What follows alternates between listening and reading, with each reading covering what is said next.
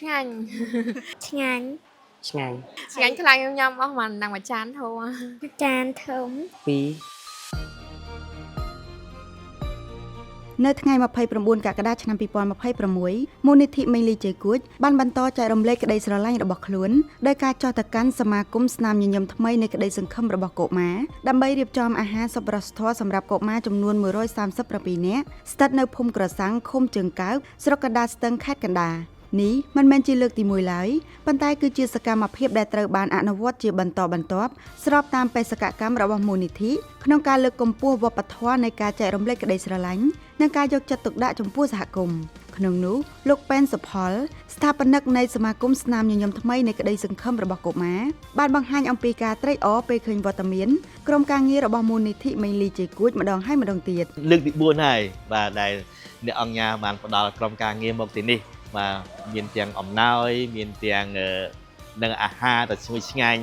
បាទមួយពេលសម្រាប់ឲ្យកូនបានញ៉ាំបាទញ៉ាំឲ្យកូនសប្បាយចិត្តបាទនៅពេលនិយាយដល់ការចោះជួយកុមារងាយរងគ្រោះនៅតាមបណ្ដាសមាគមឬអង្គការមិនមែនរដ្ឋាភិបាលមនុស្សជាច្រើនតែងតែនឹកឃើញការនាំយកសម្ភារៈផ្សេងៗអាចជាគ្រឿងឧបភោគបរិភោគឬថវិកាប៉ុន្តែការចែករំលែកក្តីស្រឡាញ់មិនមែនមានតែសម្ភារៈប៉ុណ្ណោះទេការចំណាយពេលវេលាចូលផ្ទះបាយចម្អិនអាហារដោយផ្ទាល់និងការអង្គុយបរិភោគជាមួយកុមារក៏ជាការបង្ហាញនៃការយកចិត្តទុកដាក់និងការផ្ដល់ភាពកក់ក្ដៅប្រកបដោយអត្ថន័យស្ថិតនៅក្នុងការចងចាំរបស់កុមារផងដែរទស្សនវិជ្ជាបែបនេះពួកគេទទួលបានពីសប្បុរសជនយូរម្ដងតែប៉ុណ្ណោះក្មេងៗគ្រាន់តែឃើញសាច់នៅក្នុងបបរនឹងនៅគ្នាសវាយអមែនតែនពីព្រោះរាល់ថ្ងៃគឺយើងអត់បានសាច់ហូរហៀបបអញ្ចឹងទេគឺយើងញ៉ាំតាមលទ្ធភាពដែលយើងអាចផ្ដល់ឲ្យគាត់អញ្ចឹងណាបងប៉ុន្តែថ្ងៃនេះគឺបានមូលនិធិរបស់អ្នកអង្គការគួចមេងលីគឺគាត់បានពំនាំជាអាហារសាមគ្គីមួយបបរពីខ្ទះគឺក្មេងៗគាត់សប្បាយញ៉ាំខ្លាំងមែនតើអ្នកខ្លះញ៉ាំដល់ទៅ2ចានហើយមិនចានទុយៗទេបងចានគោមធំហ្នឹងណាមនុស្សធំខ្លះញ៉ាំអត់អស់ហើយប៉ុន្តែគាត់ញ៉ាំអស់ដោយសារគាត់សប្បាយទី1សប្បាយចិត្តទី2បានប្លែកមាត់ញ៉ាំបបរហើយមានសាច់ច្រើនសម្រាប់សមាគមស្នាមញញឹមថ្មីនៃក្តីសង្ឃឹមរបស់កុមារពុំទទួលបានការគាំទ្រពីម្ចាស់ជំនួយជាប្រចាំខែទៀងទាត់នោះទេខណៈការចំណាយទូទៅប្រចាំខែសម្រាប់កុមារនៅទីនេះគឺ$12,000ក្នុងមួយខែរីឯប្រភពចំណូលគឺមានតាមរយៈសប្បុរសជនជាលក្ខណៈបុគ្គលនៅក្នុងនិងក្រៅប្រទេសតែប៉ុណ្ណោះមួយផ្នែកទៀតគឺបានមកពីការលក់នំចំណីឬអាហារសម្រន់ផ្សេងៗតាមរយៈប្រព័ន្ធអនឡាញរបស់ប្រធានសមាគមដូច្នេះការផ្ដល់ឲ្យកុមារទទួលបាននូវអាហារឆ្ងាញ់ៗគឺអាចធ្វើតាមកម្រិតប្រភពចំណូលរបស់សមាគមបាទខែចំណាយរហូតបើសិនជាបច្ចុប្បន្នភាពរហូតដល់10000ជាង10000ជាង12000អញ្ចឹងទៅបាទអញ្ចឹងទាំងអស់បាទទាំងអស់បាទតែម្ដងចាប់ផ្ដើមមុនដំបូងគឺប្រពន្ធខ្ញុំគាត់ធ្វើកញ្ចក់លក់នំលក់អីទេបាទរែកតាមភូមិហ្នឹងបាទលក់បន្លែលក់អីគ្រប់សពបែបយ៉ាងដល់បច្ចុប្បន្ននេះក៏មានបងប្អូនសប្បុរសជនមួយចំនួនទាំងនៅក្នុងទាំងក្រៅប្រទេសក៏បានរួមចំណែកជួយក្នុងនេះដែរក៏ប៉ុន្តែអ្វីដែលធំជាងគេគឺដែលខ្ញុំលក់ដែរ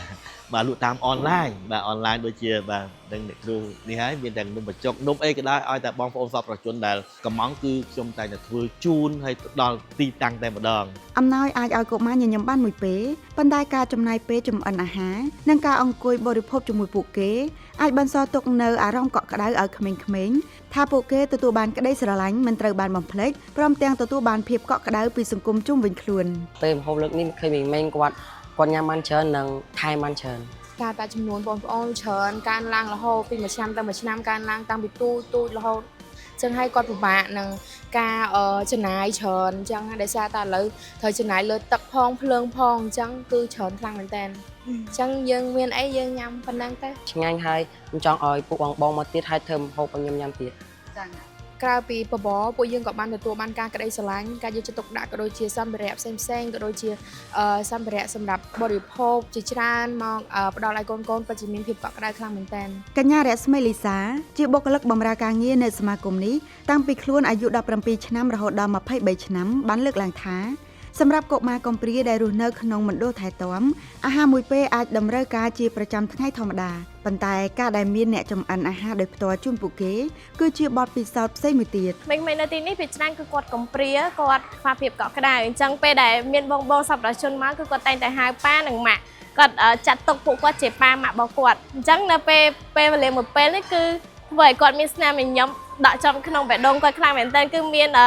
ប៉ាមានម៉ាក់ដួសបបរមានបង្អែមឲ្យគាត់ញ៉ាំហើយផ្ដល់ក្តីស្រឡាញ់ឲ្យគាត់គឺគាត់សប្បាយចិត្តរីករាយខ្លាំងមែនទែន អ្វីដែលធ្វើឲ្យសកម្មភាពនេះកាន់តែមានន័យគឺជាការវិលត្រឡប់ម្ដងហើយម្ដងទៀតដែលបង្ហាញអំពីការបដិញ្ញាចិត្តនៅតែបន្តក្បែរអ្នកដែលត្រូវការការគាំទ្រការលើកទឹកចិត្តដូចជាកុមារនៅទីនេះជាដើមក្រៅពីការផ្ដល់អាហារដល់កុមារសកម្មភាពនេះក៏មានគោលបំណងជំរុញស្មារតីសប្បុរសធម៌និងការលើកទឹកចិត្តឲ្យសង្គមចូលរួមចំណែកតាមលទ្ធភាពរបស់ខ្លួនសកម្មភាពរបស់មូលនិធិមេងលីជេគួចលើកនេះក៏ជាការរំលឹកថាក្តីស្រឡាញ់និងការយកចិត្តទុកដាក់មិនត្រឹមតែបង្ហាញតាមរយៈអំណោយប៉ុណ្ណោះទេ